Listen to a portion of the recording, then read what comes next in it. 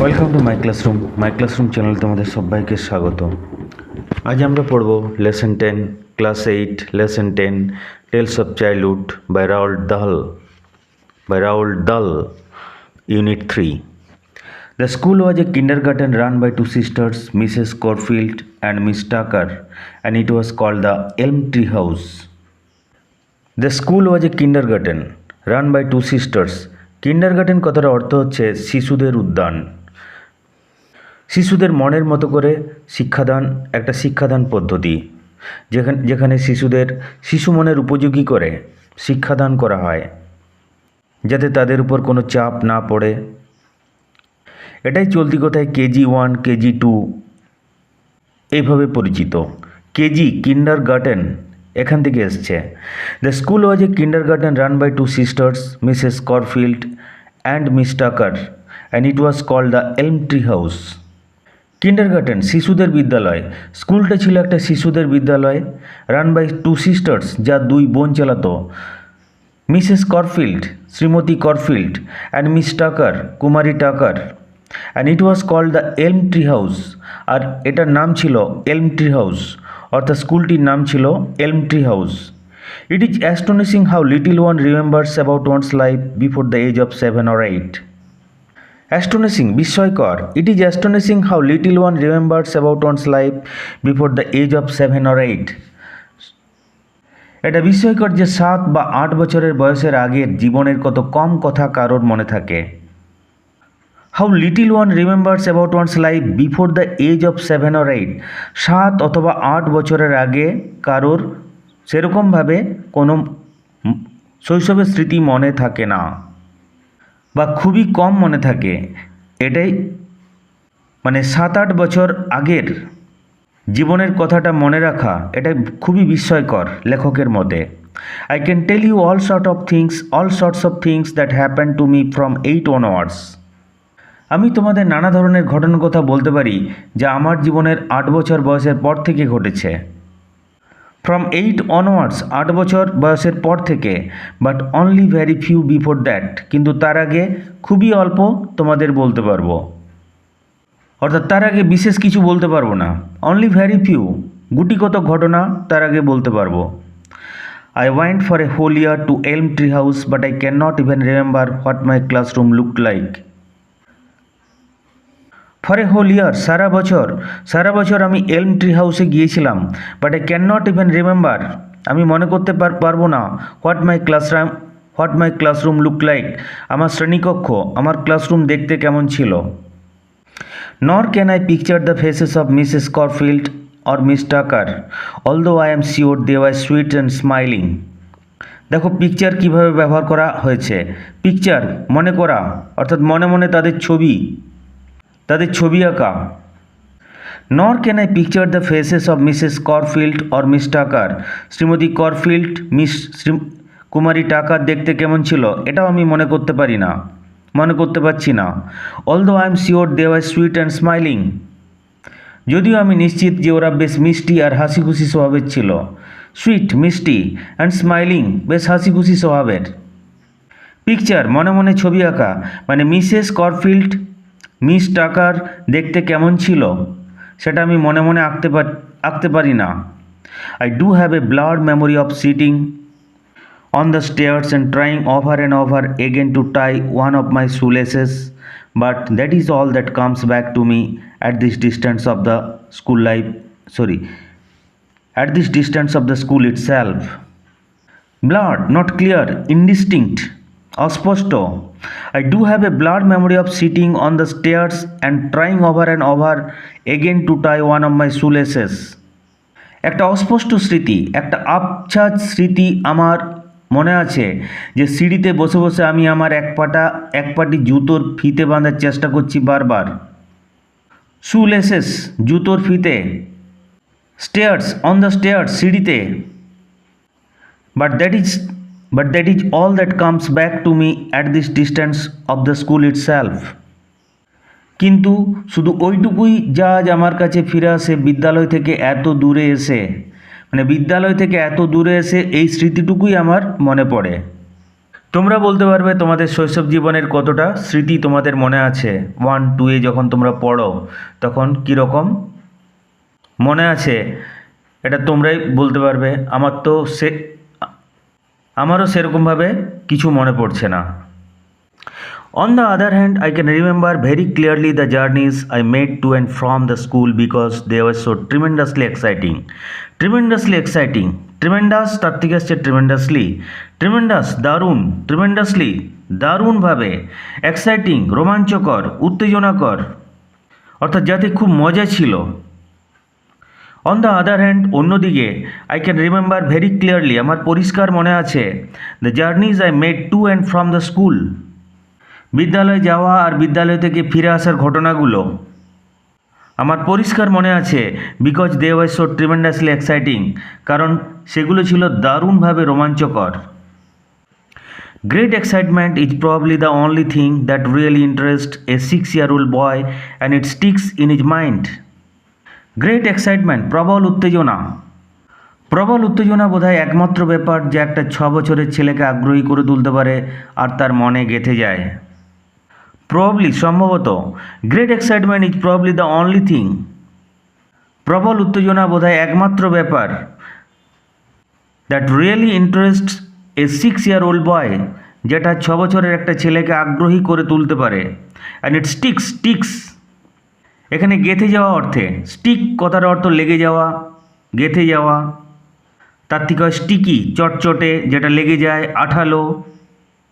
And it sticks এটা গেঁথে যায়, ইন ইজ মাইন্ড তার মনে এটা গেঁথে যায়, অর্থাৎ এটা এমনভাবে তার মনে ইমপ্রেস করে যে সে এটা কখনো ভুলে না। সেই ঘটনাগুলো আমরা কখনোই ভুলি না, যেটা আমাদের কাছে খুবই আনন্দদায়ক বা খুবই বেদনাদায়ক। কেউ যদি তোমাকে খুব কড়া কথা বলে, খুব অপমান করে, সেটা তুমি কখনো ভুলতে পারবে না। আর কোনো একটা প্রবল আনন্দের দিন, প্রবল উত্তেজনার দিন, সেটাও তুমি কখনো ভুলতে পারবে না। যেদিন আমাদের কোনো প্রিয়জন মারা যায় সেই দিনগুলো আমরা কখনো ভুলতে পারি না। আর যেদিন কোনো সেলিব্রেশন হয়, কোনো উদযাপন হয়, সেদিনগুলো আমরা ভুলতে পারি না। In my case the excitement centred around my new tricycle, ত্রিচক্রযান। সাইকেল কথার অর্থ হচ্ছে চাকা, চক্র। এখন দ্বিচক্রযান যেটা বাইসাইকেল, সেটা আমরা চলতি কথাতে সাইকেলেই বলি। আমার বেলায় ইন মাই কেস আমার উত্তেজনার কেন্দ্রবিন্দু ছিল আমার নতুন 3 চাকার cycle. I rode to school on it every day with my eldest sister riding on hers. আমি এটা চালিয়ে প্রতিদিন স্কুল যেতাম আর আমার সব থেকে বড় বোনের সঙ্গে, বড় দিদির সাথে, যে তার দিদি তার সাইকেলটা চালাতো। রাইড থেকে আসছে রোড, রাইড রোড রিডেন।